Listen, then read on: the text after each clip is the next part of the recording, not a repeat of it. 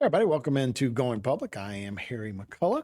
You know David Rabelais. He is the executive director of the Terrebonne Port Commission. He is here to give us an update of what's happening at the port. Is this a busy time for you guys days, or a time when it's kind of cold that you kind of catch up on some things? Kind of both. I mean, we always stay busy, chasing money, chasing this and that, and yeah, when it's colder, you don't have as much activity in the industry, but You know what's right around the corner, yeah, right? and so we're making sure right now that we got everything dredged down to the proper depths, and so Does dredging have a season? Do you want to get things done before hurricane season starts, I guess? yes, and in the wintertime it's bad because it's a lot rougher, so.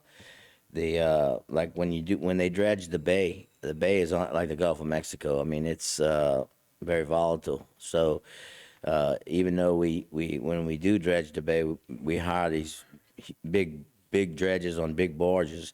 It's still very difficult for them to to sustain when you get a good north wind coming in Right. or whatever, and the water's lower usually too. So. Right. Do those guys do standby? Do they stand by in protected waters and go out when possible? I know some. The reason I say I know some Wahoo fishermen that thought they had 3 days in the last 2 months to go Yeah, out. well, they have in their contract their standby time and I got you. believe me, they get paid. Okay, so when you try to do a project in December and January, it's going to cost you a lot because you're not going to get as much work done. Right. They're going to be on standby and they got weather delays and it's it's not a good time to dredge. Right. Okay, unless you're inland, unless you're in protected Yeah. waters. Yeah, well, that's most people do maintenance on a boat, right? Right, right. Well, let's talk about what's the status of the HNC Bay and inland dredging. The both have been dredged last year. Toward the end of the year. The inland dredging, of course, was finished in June, and that's the first time we dredged that in 15 years. So it's good to go. The bay dredging was completed at the end of December. The Corps is going to go out and do surveys in the next week or two or three, and they're going to post them online, post the depths online, and we're planning and gearing up for another season, summertime dredging. We got funding in place, and so we're just going to take those surveys that they do and determine where the worst areas are. And, we could do an early dredge cycle, or we could, depending on the depth, or we could wait and just do a late summer. So those surveys, when and you post them on the web, who looks at that? That's boat captains, that's companies. Who's looking at that? Well, boat captains and boat companies, yes, and us, we always look at it because everybody's calling us, and so. But yeah, if you're a company, the fabricators, and you're going to deliver something, you're looking at that real close, okay, and you're looking at the tides and when is high tide, and I mean it's a calculated.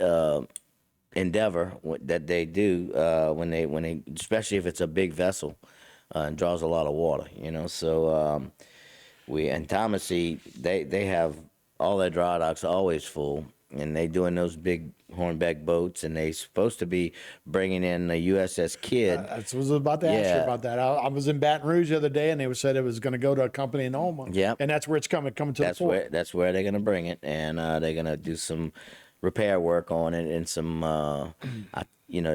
and Bill told me what they were gonna do, and I don't recall specifically, but it's gonna be a lot of upgrading on the interior and that kind of I would thing. imagine that's going to take some water to get a big vessel like that in here. Yeah, and I don't know what it draws. I have no idea. I didn't ask. And for folks that don't know exactly what we're talking about, when you go over to Baton Rouge Bridges, it's right there in downtown Baton Rouge. It's the Kidd, right? Yeah, it's the the Kidd. USS Kidd that sparked along there. I was watching a station in Baton Rouge the other day, and they were talking about that it hadn't been done in probably 20 years, but it's going to be redone. The bottoms are going to be redone, and they said it was coming to a place in Houma. Yeah, so and it's a that's where tourist. gonna be. It's a tourist attraction. They do tours and Right, it's not- so that's why they're going to be doing a lot of interior stuff on the vessel. it's just a good thing for Thomasy and a good Yeah. thing for our area. you Real know. good thing for They, Thomas. they also had the MV Mississippi, which is the Coors tugboat that they do all of their low water trips up and down the Mississippi River and their high water trips, and it's one of the biggest tugboats in the world. Right. Yeah. It's huge. Been down here before. Yeah, yeah. Well, it goes. It used to come down and go to Benny Sinak's place. Right. Once a year. Now they're stopping in Morgan City instead of coming all the way to us. I see. So And so when they work on those boats, they'll do the bottoms too. They'll do dry dock stuff. yeah, it depends. Well, the kid's gonna be on dry dock. I found that out today. So when you drive by on Industrial Boulevard, you'll see You're gonna a see it. battleship right there. Yeah, on dry dock. In Houma, Louisiana.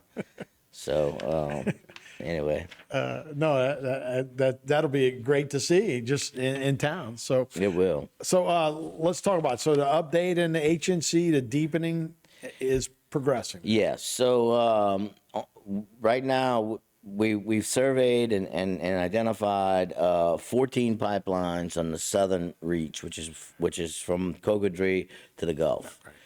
So we're at a point now where we're meeting with the oil companies. There's a lot of legalities involved, like who's going to pay, why we got to do this, So it's going to be a lot of negotiations. If the pipeline was there before the channel was dug, it's a different scenario than if it was installed after the channel was dug. Okay. We have pipelines that are older than 60 years old. Yeah, they have a few of them that were installed before I'll be darned. the channel was dug. So anyway, so there's a lot of negotiation, a lot of legalities. We're going to work on that, and we're starting that process now. So now the engineers moved on to the northern reach, which is from mile 12 all the way to mile 36. It's numbered backwards. So and they've identified 43 crossings. Okay, so there's 43 lines that they have to, identify, probe, check the depth, find out who owns it, find right-of-way agreements, find permits, and all that good stuff. Now they're not all oil and gas pipelines. You have utilities like Entergy and Sleeka. You have sewer. You have telephone. You have water lines. A lot of that kind of stuff. So. So we got to go and identify all of them, find out who owns them, find the permits, find the right-of-way agreements, and probe them to see how deep they are. And then based on that, you go sit down with the Corps. The Corps requires 15 foot of cover over the line. So we're going down to 20 foot. We have a 3 foot over dredge, so it's minus 23, and then add 15 to that, and then that's where that pipeline's got to be. If it's Almost not 60 yeah, feet. Well. I'm not that good in math, but I'm a calculator. Right. No, so it's 23 feet plus 15, it'd be 33, it'd be 38 feet. Okay, so it's 38 feet that they have to have from the top of the water, So, but it's 15 feet below the 23. Okay, so right now we're 15, so it's got to be at 38. So it's got to be, 15, another, 20 something feet deeper than what it is, Right. Than what the bottom is. So that's a big undertaking, It is, and it takes a long time, and but they're doing a great job. And these have to be done before you can deepen the. Yeah, all of it has to be identified, and then once you know what kind of what the depth is, you go sit down with the Corps. Some of them they've grandfathered in and only allowed that 8 foot of cover instead of 15 foot of cover, depending on the type of line. Some of them they don't. Some of them they require the full 15 foot of cover. Okay, though, and that just changed. The reason they're doing that is because that just changed in the last year or two. They went from 8 feet. that. Yeah, they went from 8 feet, dictating 8 feet of cover to 15 feet of cover. Gotcha. So some of them they allow you You to said it's 42 crossings. 43 on the 43. northern reach, I got you. and that's 14 on the southern reach. But the southern reach, you talking about some 26-inch lines, some Right, some big. big. I call them oil and gas pipelines. Right. So how long would this take? You gotta all companies gotta design the lowering depending on how they want to do it. Do they want to come in and cut it on both sides and drop a spool piece in to where it crosses the channel, or directional bore it, which they're gonna have to get a good ways away and directional bore it. You know, they got to shut the line down. There's a lot of things that involved in that. So I would say that probably takes 3 or 4 months. Oh, at least. Then the actual construction probably takes another month and a half or so, 2 months. Okay, so you're looking at 6 to 8 months. Oh, that's actually shocking to me. Yeah. I thought you could say 6, 7 years. No, well, that's not that. That's just from the time that you know who's going to pay for it. Okay. Right. Now to get to from here to negotiating with them and figuring out who's got to pay for what. Okay. Right. That could take a long time. Well, I'm talking about just actually doing it. Just actually doing it. You know, and I'm guessing. I mean, Right. you know, I would say 4 to 6 months at least. Okay. You know. All right. No, that's shocking to me. I thought it'd be like Morganza to the Gulf. We'd be talking about this 26 years later. Yeah. Well, no, I hope we don't. No. Yeah. No, that's actually pretty good. Actually. Yeah, I mean, they do this a lot. You know, I mean, it's not something they do all the time, but they do it a lot. You know, they install pipelines a lot, so it's Right. the same principle. And it's dredging a lot. That's right. That's right. All right. We're going to talk a little bit more about what's going on with the dredging. Plus, I want to get your take on the new CIPRA chairman. So Yeah. we'll be right back. We'll be right back with Going Public right after this.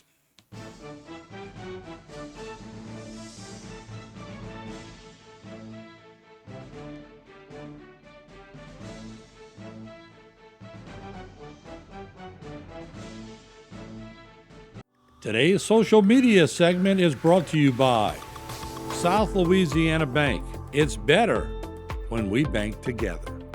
Waits and Downer, attorneys at law. Terrebonne Ford, built Ford tough. Alford and Associates for all of your insurance needs. CIS, Cardiovascular Institute of the South, the highest quality cardiovascular care available. Barker Honda, the Barker family tradition of quality. Terrebonne General Health Systems, modern technology and timeless caring. Rouse's, you're either local or you're not. Buick, the craft of modern luxury. St. Martin and Bork, know your rights.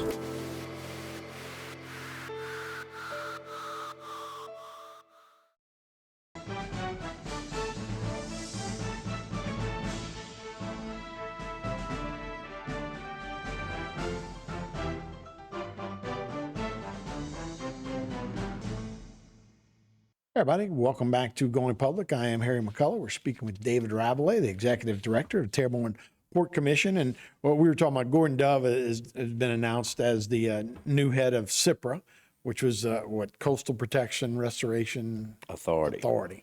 So not the first time we've had somebody from our area, but probably a good time to have him in. Yeah. Jerome Zerang held this position at one time.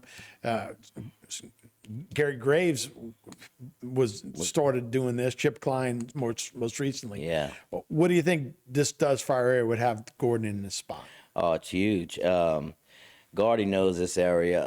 You know, CPRA has a lot of money, a lot of funds. They got the bulk of the BP oil spill money, and they've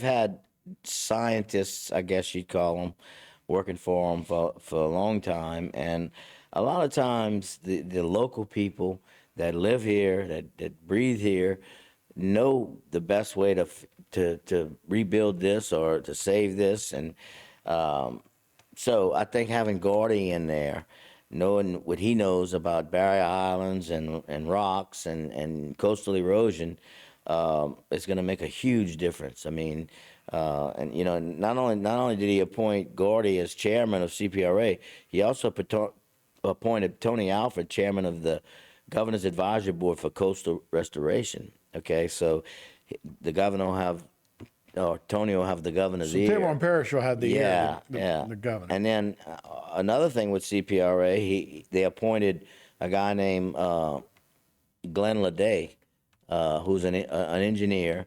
as the director. Okay, so Glenn worked for CB&I engineering firm and Shaw, and he actually did a little mini master plan for the port while he was working there. So I know him very well. So I had a chance to talk to him for 5 or 10 minutes the day that he got appointed, and he said he's going to come down and sit down with me and go over, everything, all of our needs down here, and he understands the plight of the Houma Navigation Canal and the Barrier Island falling in it and all that stuff. So he will definitely be an asset to us as well. Yeah, it'll be interesting. We've talked on the show several times about trying to rock that, the going out, the pass going jetty, out, yeah. and just being able to stop some of that material from falling in, you're into the pass all the time. That it Right. seems like it's a constant battle. Do you think anything will change? Maybe with leadership change? I think they will focus more on us, than they have in the past. I think I don't have to go up there and explain to them, what our issue is, and then ask for money or then ask for help. They already know what our issue is, so it makes it a lot easier. In fact, the port is right now applying for capital outlay money to design a 2-mile jetty on the east side of the channel, adjacent to Timberlake Island, to block the island from falling in the channel and to kind of keep some of that other sediment that comes from the east out of the channel. And so we're applying for the design money from capital outlay, and we're applying for a brick grant, BRIC, and I don't remember what the acronym stands for, but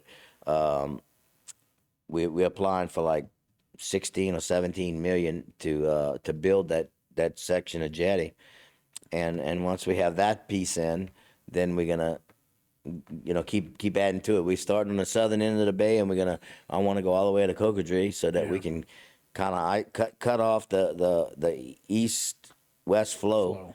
And save money on dredging. I mean, it's going to save the Corps $4 or $5 million a year right now. By the time we get it all done, it's probably going to be $10 million a year.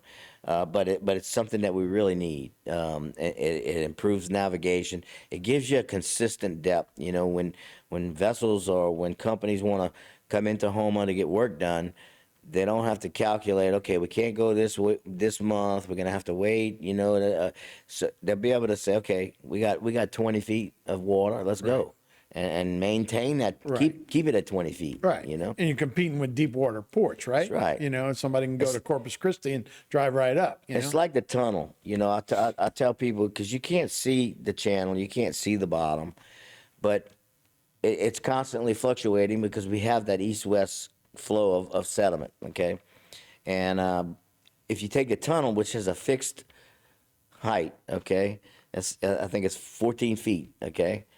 Let's say you owned a trucking company and you had to go through the tunnel every day with your trucks, and so you bought a fleet of trucks, and of course you base it on the fact that it's 14 feet high. Your trucks might be 13 and a half feet high to go through it, And then one day you get a call from one of your truck drivers, and he says, "Man, we can't go through the tunnel today." Well, why not? It's because it's 13 feet today.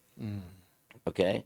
So that's what you deal with, but it's just the opposite with boats. They can't go because the bottom is coming up and going down. And so it's just a little different spin, but it makes you think about it. Yeah, for sure. So yeah, that'll be interesting. And look, we've seen great success in Grand Isle with the way the rocks are. Raccoon Point, Raccoon Island has really made a comeback. If you do it right, I know it's an east to west flow on some of the materials here. When you get on the other side of the Chaffly, it's the other way. So there's different things. So Grand very Isle, interesting. Grand Isle runs north south. Right. Okay. Right. So you got to know, and that's where the local knowledge probably. Yeah, and you have to know which way the current's going, and where's it gonna pile of sand up, and where's it gonna take sand from. And if you know all of those things, you can position these rocks in a way that benefits you instead of being a detriment. Years ago on East Timberlake Island, several oil companies were out there drilling, making money, and the island was eroding. So they paid for some huge rocks. I mean, some boulders. They were huge, and they put them on the face of the island. Okay. Well, that island was north south as well, and what happened was the waves would hit the rocks, go over the rocks, scour out behind the rocks. Okay, Got deeper. and it kept doing that, until with that north south current, it just went right behind the rocks and it started eating up the beach, and the next thing you know, the rocks are off the beach. Okay, and they further and further every time you go. And so when that happened, and that was, I don't know the date of that, but that was probably in the 70s, early 80s. And when that happened, all the environmentalists say, look, rocks don't work. Right. Okay. And that's what killed our chances They're not for rocks, indigenous, because right. they didn't put them right or whatever. So now they put those jetties perpendicular to the beach. And if you fly over it, and you have these deals where it's actually building sand all the way around them, so it's an art on how to It's incredible. yeah. And so anyway, Yeah, if you've done it right. Anybody who remembers Grand Isle from the 70s, the water on the eastern side, the water was underneath those camps. Now you got to take a golf cart to get to the water. Right, It's made that much of a difference Right. there for sure. Right. Hey, let's talk a little bit about Washington. They're coming back after a break, election year. That'll be some. Look, throw in the state might have new districts too, right? Yeah. So we got a lot of stuff going on to pay attention to. yeah, they will have new districts. We just don't know exactly where they're going to be yet. As you recall, Eric Graves, who's been a big backer Yeah. of you, Absolutely, and his district just got Right. Changed to a minority district, which it's not a bad thing, but if he loses, I mean he's one of our best legislators, period. Because he used to be in SIPRA. Yeah, right? and he knows policy. He goes toe to toe with the generals in the Corps, and they back down. They don't want to talk to him because he's so smart. And his seniority was going to have him in charge of the Corps, Yes, right? so he was going to be the transportation committee. He was going to be chairman. He still will be if he stays in. Right. And that's huge to get. be a It's lot. transportation and infrastructure, T&I, and I mean to have him as That our. would be a blow Oh, to lose him. yeah. I mean, and that's sad. So the longer those guys are in there, the more seniority they build up, and the more opportunities they get to be chairmen of these committees. And man, but I'm not giving up on him yet. I mean, look, as he can still run and as a win. legislator, he can run against any of the Right, he can go legislators all of them. in the state. Okay, you don't have to live in the area you're running in. When So they do that, right. so, I mean, he could take a pick and go after him, but I don't think he's going to do that. I really don't know what he's going to do, but I support whatever he does Sure. because he's that good, So So yeah, that'll be interesting. Obviously, the state will be run by a Republican. That'll be a little different. And we just talked about Gordon and Tony and what they're doing here. New parish president here in town. What effect does that have on the port? Well, Jason Bergeron is a very capable individual. I think he's going to bring some new ideas to the table.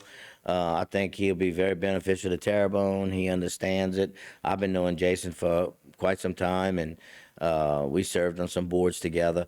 And he's got a lot of good ideas. He's a very deep thinker, and I think he's gonna do a very good job. It's gonna take him a few months to get his feet wet, but I think he's gonna take off running. I told him I was talking to him on the phone, and I said, "Yeah, Jason, this is you're gonna have to get on the horse and ride, something." No, I said you're gonna have to get in the saddle first. And he said get in the saddle. He said I'm already riding the horse. I said, well, good. So he's gonna do well. I think like I said, he's gonna bring. He's a tech guy. He understands all this technology stuff. That us older people don't understand, but he's good at it. Yeah. And so he's. I think he's going to do a very good job. Talking to John Amade, it seems like the council's getting along, and it seems like they want to come tour your building. So Yeah. that's a good start, too, to have the council over there and see what you do. Well, Yep. David, we appreciate your time, man. Thanks so much. Thank you. All right, that's Going Public for this week. I'm Harry McCullough. We'll see you next time.